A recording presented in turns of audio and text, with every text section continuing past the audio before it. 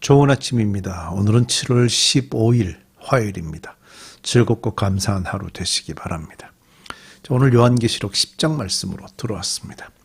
요한계시록 10장 말씀은요, 6째와 7째 나팔 사이에 나오는 내용입니다. 우리가 이제 어제까지 6째 나팔 봤죠. 그리고 7째 나팔이 오늘 바로 나와야 되는데 오늘 나오지 않습니다. 그 사이에 나오는 내용으로 두 개의 장면으로 구성이 되고 있는데요. 하나는 힘센 천사가 하늘로부터 내려오는 장면이 있고요. 다른 하나는 이 요한계시록의 저자인 요한이 작은 두루마리를 먹는 장면이 나오고 있습니다. 본문의 시작에 나오는 1절, 2절 이 부분에서 하나님을 계시하는 내용으로 이제 나오고 있는데, 학자들에 따라서는 여기에 나오는 힘센 천사를 그리스도라고 보는 그런 그 학자들도 있긴 하지만, 또 저도 이렇게 보면서 하나님이 스스로를 좀 계시하는 내용인 것 같다라고 저는 이렇게 보고 있고, 그것이 더 좋은 해석이라고 저는 해석이 이해가 되고 있습니다. 그래서 하나님으로 볼 수 있는 몇 가지 특징들이 나오는데 본문을 좀 읽고 들여다보도록 합시다. 요한계시록 10장 1절부터 11절 말씀이고요. 천사와 작은 두루마리라는 소제목이 있습니다. 1절입니다. 또 나는 힘센 다른 천사 하나가 구름에 쌓여서 하늘에서 내려오는 것을 보았습니다. 그의 머리 위에는 무지개가 둘려 있고 그 얼굴은 해와 같고 발은 불기둥과 같았습니다. 그는 손에 작은 두루마리 하나를 펴서 들고 있었습니다. 그는 오른발로는 바다를 디디고 왼발로는 땅을 디디고 서서 마치 사자가 울부짖듯이 큰 소리로 부르짖었습니다. 자, 여기 이제 그 1절, 2절과 3절 앞부분까지 읽었는데요. 여기서 힘센 다른 천사라고 나오는데, 구름에 쌓여서 하늘에서 내려온다라고 표현하죠. 성경에서 구름은 하나님의 임재를 표현한다는 것. 출애굽 때 그 성막우에 하나님 임재하실 때는 항상 구름이 같이 내려왔죠. 그래서 그 신령하신 위엄의 상징이다라고 보는 것이 맞고요. 그 다음에 머리 위에 무지개가 둘려 있다라고 했는데, 무지개 역시 하나님이 하신 신실한 약속을 의미합니다. 그 노아에게, 홍수 이후에 노아에게 약속하신 것도 무지개를 통해서 말씀하셨죠. 그래서 이 무지개는 아주 특별한 의미를 가지고 있습니다. 그리고 그 얼굴이 이제 해와 같다라는 표현도 있어요. 이는 그 하나님의 거룩과 영광을 연상시켜주는 그런 의미다라고 좀 볼 수가 있고, 그 발이 불기둥 같다 그러죠. 그 하나님의 능력이 얼마나 강한지를 보여줍니다. 그리고 하나님이 얼마나 이렇게 견고한지, 하나님이 말씀하시면 그것이 얼마나 완벽하게 이루어지는지, 이런 내용들을 표현할 때 성경 안에서 다양하게 여러 번 이렇게 표현하고 있습니다. 그리고 오른발로 바다를 디디고 왼발로 땅을 디디고 섰다 그러니까 지구의 전체가 이제 육지와 바다로 이루어져 있으니까 오른발로 바다를 디디고 왼발로 땅을 디뎠다는 것은 바다와 땅 모든 전체를 이 힘센 천사가 다스리고 있다 하는 것을 좀 볼 수가 있죠. 그러면서 작은 두루마리 하나를 펴서 들고 있다, 그분이. 그러니까 누가 봐도 이 힘센 천사가 바다와 땅 전체를 다스리고 있다는 것을 보여주는 거니까, 이 환상에 나오는 이 천사의 모습을 이렇게 보면 하나님이 이 세상을 절대적인 힘으로 다스리고 계시다 하는 것을 보여주시는 것 같습니다. 사실 우리 그리스도인에게는 이 말씀이 상당히 좀 힘이 되죠. 왜냐하면 우리가 믿는 하나님이 어떤 하나님인가, 그분의 성품이 어떤가, 그분은 어떤 존재인가를 굉장히 중요하게 봐야 되는데, 그분에 대해서 이렇게 설명하고 있기 때문에 우리가 상당히 이 부분이 위로가 되는 겁니다. 우리가 믿는 그 하나님이 정말 온 세상을 다스리고 계심을 보여주시는 그 구절이기 때문입니다. 바로 그분이 그 모습으로 계시면서 두루마리를 들고 계시면서 이 땅에 부르짖는 듯한 소리를 내시며 큰 소리로 말씀하고 계시는 그런 장면이죠. 자, 계속해서 보겠습니다. 3절. 그가 부르짖으니 7 천둥이 각각 제 소리를 내면서 말하였습니다. 그 7 천둥이 말을 다 하였을 때에 나는 그것을 기록하려고 하였습니다. 그때 나는 하늘로부터 음성을 들었습니다. 그 7 천둥이 말한 것을 인봉하여라, 그것을 기록하지 말아라 하였습니다.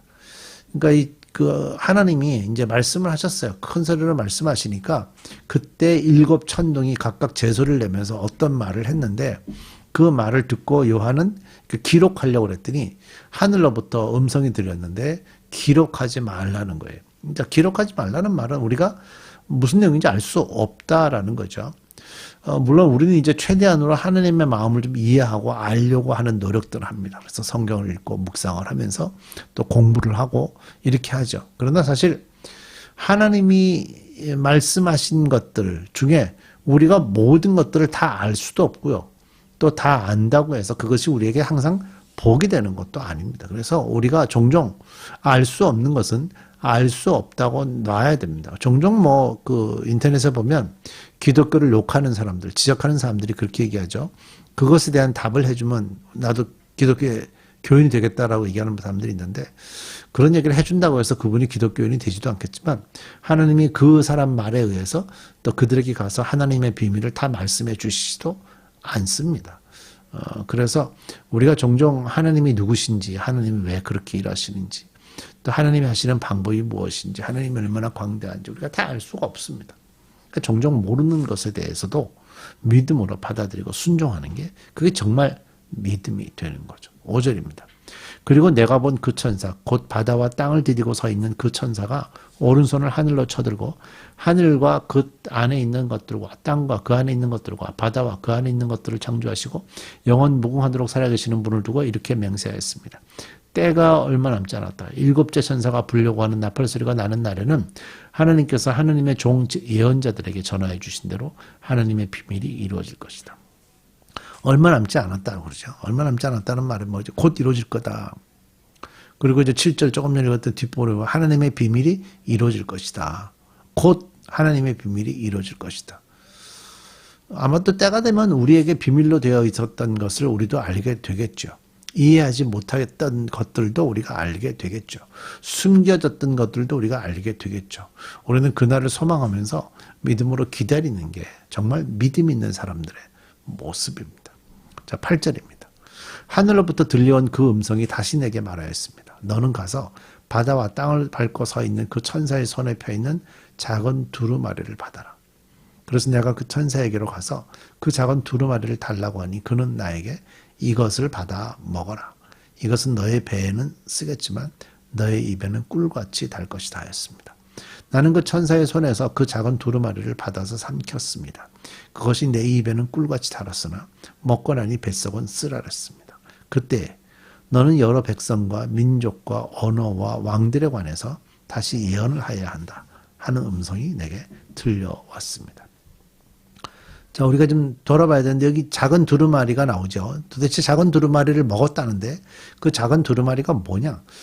성경에 이런 표현들이 좀 몇 군데 있기 때문에 그걸 가지고 제가 이 시간에 또 다 성경을 찾아서 읽어드리긴 좀 그렇고요. 일단 하나님의 복음의 말씀이라고 보는 것이 타당합니다. 그래서 이 복음의 말씀을 이렇게 하나님이 힘센 천사가 들고 있었고 그것을 받아 먹으라 해서 그거를 이제 받아 먹어야 되는 겁니다. 그러니까 구원의 신비가 기록된 복음의 말씀을 지금 말씀을 작은 두루마리로 표현을 하고 있고 그 작은 두루마리 책을 먹으라 그랬기 때문에 이제 요한이 먹게 되죠. 사실 복음을 먹는다라는 거는 사실 굉장히 의미가 좀 무슨 의미인지 충분히 이해가 되실 거예요. 모르시지 않으실 거예요. 복음이 자신의 삶의 중심으로 들어온다는 거죠. 복음을 듣고 지식적으로 남겨놨다. 지식적으로 남겨놨다. 그러면 사실 삶의 중심으로 들어오지 않습니다.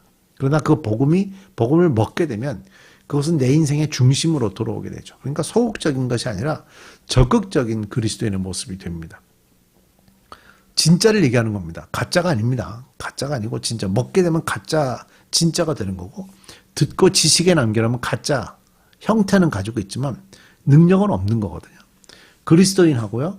또 이렇게 교회의 이름으로 올린 멤버 그런 거하고 다른 거죠. 그래서 요한이 두루마리 책을 먹으라고 그랬고 근데 먹었더니 입에는 달지만 뱃속에 쓰였다는 거. 우리가 복음을 받아들인다는 건 구원받는 은혜가 있으니까 얼마나 좋습니까? 기쁘죠. 그러나 그것을 이제 먹은 이후에 우리의 삶을 통해서 그것을 표현해 가려면 하나님의 백성이 되었으니까 그 백성으로 살기 위한 노력을 해가는 것은 쉽지가 않아요. 그러니까 아무런 쓸 수밖에 없죠. 우리 그리스도인들도 항상 자신의 죄와 늘 싸워야 되지 않습니까? 그래서 싸우다 보니까 그것이 쉬운 일들이 아니었다 하는 거 우리가 알 수가 있죠. 때로는 그리스도를 세상에 전하다가 생명의 위협을 받기도 하죠. 그러니까 쓸 수밖에 없습니다. 하지만 맨 마지막 절에 나오는 것처럼 우리는 그럼에도 불구하고 복음을 먹은 자로서 여러 백성과 민족과 언어와 왕들에게 하나님의 복음을 전해야 하는 겁니다. 사람들은 예언을 해야 된다 그래서 도대체 이 예언이 뭐냐라고 생각하는 예언은요. 하나님의 말씀을 입에 받은 것이 예언입니다. 그게 뭐죠? 복음이죠. 우리가 복음을 받았기 때문에 받은 복음을 전하는 것이 예언을 전하는 것입니다. 우리 기도하겠습니다. 요한에게 작은 두루마리를 먹으라고 말씀하셨고 그 두루마리는 입에는 달지만 뱃속에서는 쓰다. 그럼에도 불구하고 세상 모든 자들에게 이 작은 두루마리의 내용을 전하라고 예언으로 전하라고 말씀하십니다. 우리가 복음을 받았으니 지식으로 남겨놓지 않게 하시고 먹게 하시고 소화시키게 하시고 그것을 삶의 중심에 놓게 하시고 그리고 세상 모든 사람들에게 이 복음을 증거하는 그리스도인으로 살아가게 해 주옵소서. 예수님의 이름으로 기도드립니다.